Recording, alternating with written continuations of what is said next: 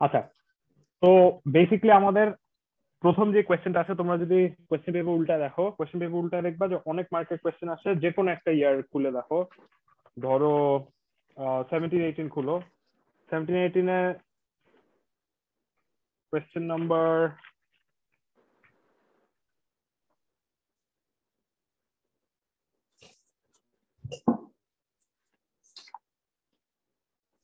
4। Question number 4 এ দেখো, 4 এর D তে লেখা draw the possible flow profile. তার উপরের পার্টটা হচ্ছে গিয়ে এই যে প্রত্যেকটা কোয়েশ্চেনে একটা করে আসে এরকম ফ্লো প্রোফাইল আসতে দেয়। তো আমরা ট্রাই করবো হচ্ছে ফ্লো প্রোফাইলের ম্যাথটা অ্যান্সার করতে। ফ্লো প্রোফাইলের ম্যাথটা অ্যান্সার করতে পারলে আমরা একটা সেট এট লিস্ট কভার হবে। এখন ফ্লো প্রোফাইল অ্যান্সার করার আগে আমাদের সবার আগে একটা জিনিস জানতে হবে, এইচ এন কি জিনিস আর এইচ সি কি জিনিস। তোমরা যারা গরিব, এইচ সি মানে সবাই জানো, এইচ সি মানে ক্রিটিক্যাল ডেপথের যে হাইট, মানে ক্রিটিক্যাল হাইট বলতে পারো। মানে এই হাইটে যদি তোমার ফ্লুইডটা ফ্লো করে বা এই হাইট যদি অ্যাটেইন করে তাহলে ক্রিটিক্যাল ফ্লো হতে থাকবে। আর এইচ এন মানে কি নর্মাল, মানে কারেন্টলি তোমার ফ্লুইডটা কতটুকুন হাইটে আছে।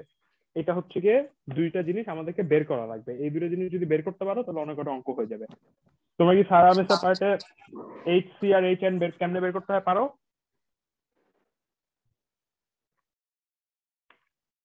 ফর্মুলা বল দেখি। ফর্মুলা নাই কোনো, এটাই তোমাদেরকে এটাই জিজ্ঞেস করছি, তোমরা কি এটা বের করতে পারো? না, এটা পারি না। এই ফার্স্টের এই দুটো কোয়েশ্চেন যদি ফ্লো প্রোফাইল আঁকার জন্য না আসে, তাও এমনিতে জাস্ট ইন জেনারেল এই কোয়েশ্চেনটা আসবে। তো এই কোয়েশ্চেনটা পারাটা খুব ইম্পর্টেন্ট। আমি আগে দেখতেছি এটা কোথায় করা আছে, একটা এক্সাম্পল না থাকলে আসলে করাটা যাবে না। তোমরা কি এই ফর্মুলা দিয়ে কি familiar? Alpha Q square by GB square. ল্যাবে কোন এক কালে দেখছিলাম।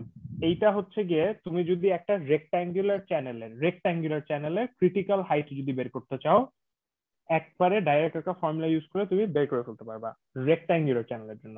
এখন প্রবলেম হয় আমার যদি ইরেগুলার শেপ চ্যানেল হয়ে যায়, মানে একটা ট্রাপিজয়েডাল চ্যানেলই সবসময় ঝামেলা করে। ট্রাপিজয়েডাল চ্যানেল যদি চলে আসে, তুমি হাইট ক্রিটিক্যালের জন্য ডাইরেক্ট কোনো ফর্মুলা জানো না, আর হাইট নর্মালের জন্য কখনোই কোনো ফর্মুলা জানো না। সো সবার আগে ইম্পর্টেন্ট হচ্ছে গিয়ে এই ফর্মুলাটা পুরো এহতেশাম স্যারের একদম basic. Q equals to 1/n a r to the power 2/3 s naught to the power 0.5। এইটা হচ্ছে গিয়ে ম্যানিংস কোএফিসিয়েন্ট। এই যে এনটা দেখতেছো, ম্যানিংস কোএফিসিয়েন্ট রিলেট করে কয়েকটা প্যারামিটার যেটাতে তুমি ডিসচার্জ বের করতে পারবা।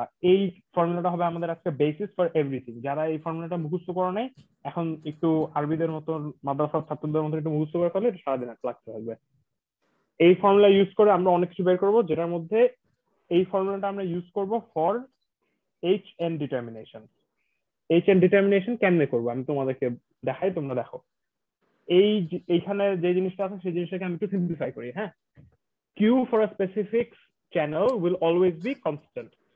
যেগুলো কনস্ট্যান্ট সেগুলোকে আমি এক সাইডে নিয়ে নিচ্ছি। কিউ আর এই ম্যানিংস কোএফিসিয়েন্ট এন, একটা চ্যানেলের জন্য যে ম্যানিংস কোএফিসিয়েন্ট সেটা সবসময় সেম থাকবে। আর একটা স্পেসিফিক এক্সপেরিমেন্টের জন্য যে আচ্ছা, প্রত্যেকটা জিনিসের মানে কি সেগুলো আগে বলি, তোরা তো ফকির। কিউ মানে হচ্ছে ডিসচার্জ, মানে কতটুকুন ফ্লো হচ্ছে। এন হচ্ছে ম্যানিংস এন, মানে একটা কোএফিসিয়েন্ট, সোজা কথা। এ হচ্ছে গিয়ে এরিয়া অফ ওয়াটার যেটা ফ্লো করতেছে। আর কি, আর হচ্ছে র্যাপ, এ বাই পি, র্যাপ করতেছো তুমি। এ মানে কি, এ মানে হচ্ছে যে পানির এরিয়া। আর পি মানে কি, পি মানে হচ্ছে ওয়েটেড পেরিমিটার। ওয়েটেড পেরিমিটার মানে হচ্ছে পানি যে সাইড ছুঁয়ে যাচ্ছে, করতেছে যে সাইড, সেই সাইডটা হচ্ছে গিয়ে ওয়েটেড পেরিমিটার, মানে এই উপরের পার্টটা আসবে না। এটা গেল। আর এস নট কি, এস নট হচ্ছে গিয়ে তোমার পুরো চ্যানেলটাকে যদি আমি 3D তে আঁকি, তোমার চ্যানেলটা দেখতে এরকম না। এই চ্যানেলটা সারফেসের সাথে কি থেটায় ইনক্লাইন আছে সেইটাই হচ্ছে গিয়ে তোমার side slope. So for one particular slope তোমার কিউ যে ডিসচার্জ সেটা ডেফিনেটলি ফিক্সড হবে। তোমার যে পুরাটা যে স্লোপে আছে সেটা ডেফিনেটলি ফিক্সড থাকবে। আর তোমার ম্যানিংস এনটা ফিক্স থাকবে, S not to the power 0.5 fix থাকবে। তাহলে ওই সাইডে বাকি থাকে কি কি, এ আর টু দ্য পাওয়ার 2/3। এটা কি ঠিক আছে এত পর্যন্ত? এই এ আর আর এই জিনিসটা তো পুরো ফিক্স। এ আর আর ফিক্সড না কেন? কারণ এ আর আর দুটোই ভ্যারি করবে তোমার হাইট কতটুকুন আছে। তোমার হাইট যদি বাড়ে তাহলে তোমার এরিয়াও চেঞ্জ হবে। এরিয়া চেঞ্জ হওয়া মানে সাবসিকুয়েন্টলি তোমার আর যেটা হচ্ছে এরিয়া আর ওয়েটেড পেরিমিটার একটা রেশিও, সেটাও চেঞ্জ হয়ে যাবে। সো তুমি রাইট হ্যান্ড সাইডে রাখবা হচ্ছে গিয়ে যেসব জিনিসপত্র হাইটের উপর ডিপেন্ডেন্ট, আর অন্য সাইডে রাখবা যেসব জিনিসপত্র হাইটের উপর ডিপেন্ডেন্ট না। এইখান থেকে বুঝতেছো তুমি যে HN টা বের করতে চাও সেই HN টা এখান থেকে বের হবে। এখানে কোয়েশ্চেনে দুই টাইপের কোয়েশ্চেন আসতে পারে। এক, তোমাকে জাস্ট বলবে তুমি আমাকে HN বের করে দাও, HN equals to question mark. যখন তোমাকে জাস্ট HN বের করতে বলবে তুমি এনি মেথড ইউজ করতে পারবা। হাউএভার এখানে কোয়েশ্চেনের এইচএন কি নরমাল হাইট ছিল না? HN, N ফর নরমাল, হ্যাঁ নরমাল হাইট, হ্যাঁ। নরমাল ডেপথের হাইট। হ্যাঁ, তো এখন কোয়েশ্চেন পেপারে তিন টাইপে এই কোয়েশ্চেনটা বের করতে দেয়। একটা আসবে হচ্ছে গিয়ে, ফার্স্ট মেথড হচ্ছে গিয়ে ট্রায়াল এন্ড এরর, যেটা হচ্ছে সবচেয়ে ইজি। সেকেন্ড মেথড হচ্ছে গিয়ে আমাদের ছোট ভাই নিউটন রাফসান।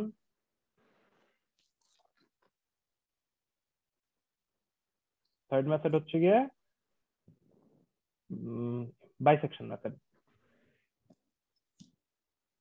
এই দুটা জিনিস খুবই ইজি। এখন আপাতত আমি পড়াইতেছি না, এটা পরে দরকার হলে পড়াবো, এটা তোমরা দেখলেও পারবা।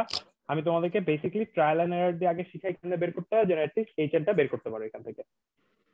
সো আমরা এখন একটা এক্সাম্পল ইউজ করি, তাহলে মনে হয় বেটার হবে। আমরা এখন হালিমের বইয়ের এক্সাম্পল 4.7 বলতেছিলি তো? হ্যাঁ, এক্সাম্পল, আচ্ছা না 4.7 রেক্টাঙ্গুলার, আমরা এক্সাম্পল 4.8 করবো, ঠিক আছে? হালিমের এক্সাম্পল 4.8 এই সেম কোয়েশ্চেনই মনে হয় একটা 10 মার্কের জন্য পরীক্ষায় আসে। তো এটা সুন্দর করে দেখো, এটা পারো, এটা পারাটা 10, মাত্র 10। মাত্র 10, ইয়েস, আনফরচুনেটলি মাত্র 10 এর জন্য আসে। ওকে, এক্সাম্পল 4.8 করতেছি হালিমের। আমাকে বলে দিচ্ছে আমার একটা ট্র্যাপিজয়েডাল চ্যানেল আছে যেটা b equals to 6, s is equal to 2।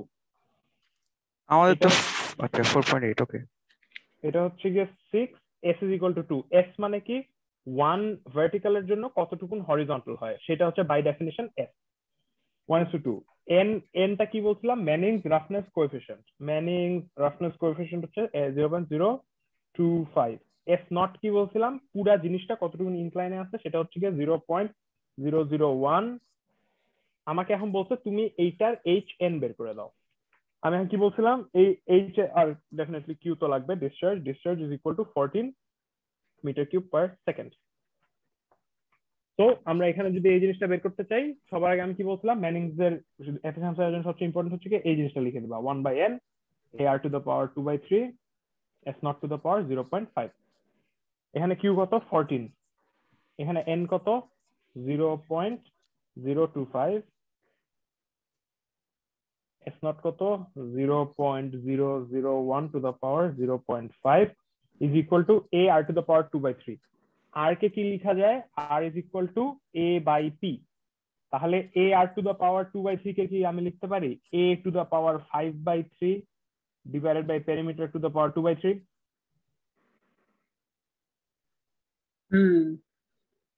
কিছুই করি নাই, আর ইকুয়ালস টু A/P লিখছি। A/P লিখে জিনিসটাকে ভাঙছি।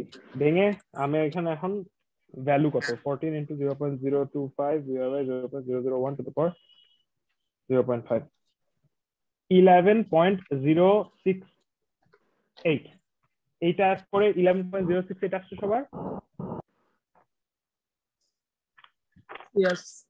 আচ্ছা, এবার এরিয়ার ইকুয়েশনটা লিখো, পেরিমিটার ইকুয়েশনটা লিখো। আমি কি জানি? আমি জানি এইখানে যদি 1 যায় সাইডে বাড়ে 2, তো আমার যদি HN বাড়ে সাইডে বাড়বে কত? 2HN। এটা কি ঠিক আছে?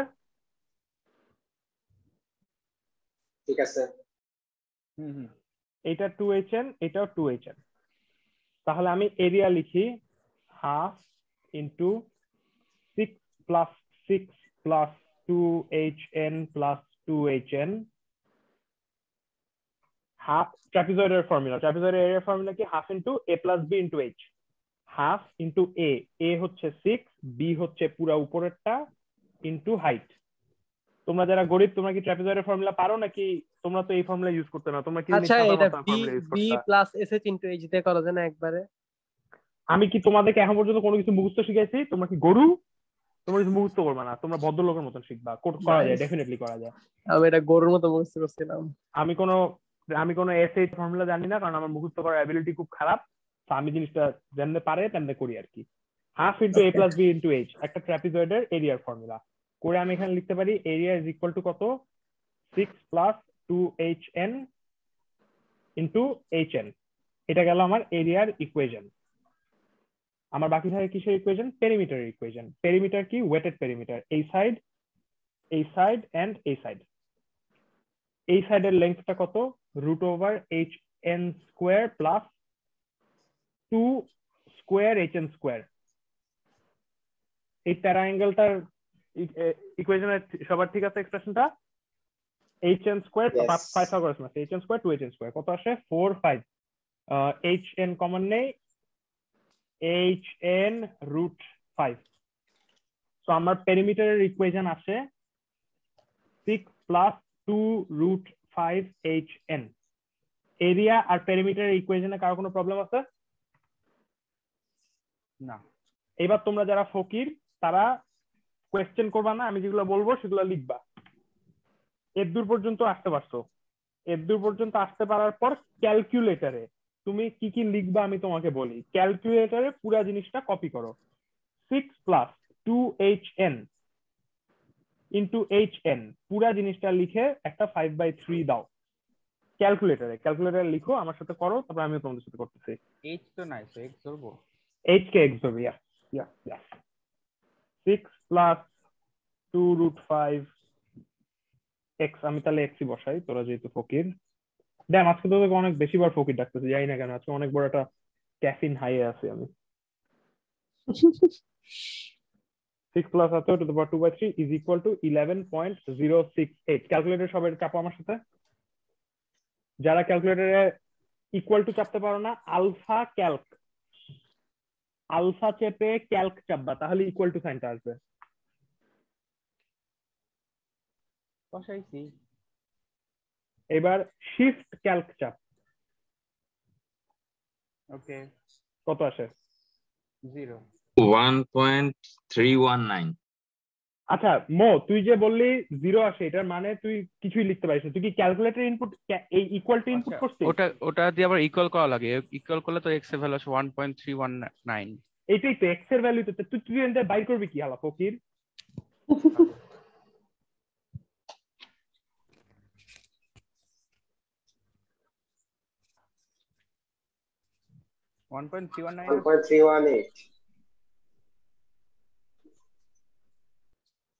আলিম কি দিছি নাকি? আলিম নাই।